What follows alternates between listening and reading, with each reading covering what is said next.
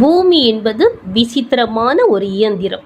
அதன் மேற்பரப்பில் நாம் கண்டங்களை பார்க்கிறோம்.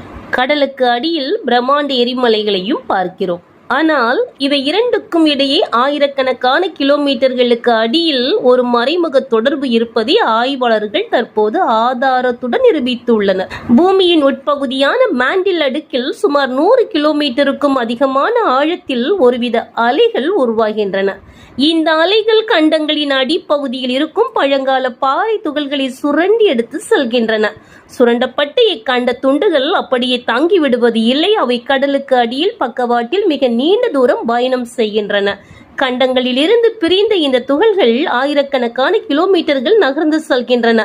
இறுதியில் கடலுக்கு நடுவே இருக்கும் எரிமலை தீவுகளையும் கடலடி மலைகளையும் சென்றடைகின்றன. அங்கே இந்த துண்டுகள் எரிமலை வெடிப்புகளுக்கு தேவையான எரிபொருளாக மாறுகின்றன. நன்றி.